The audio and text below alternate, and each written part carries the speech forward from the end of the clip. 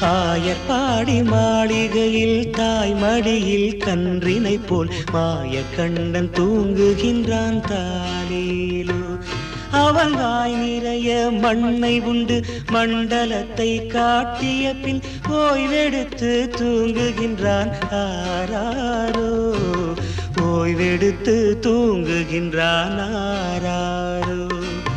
ஆயர்பாடி மாளிகையில் தாய் மடியில் கன்றினை போல் மாயக்கண்ணன் தூங்குகின்றான் தாலேலோ.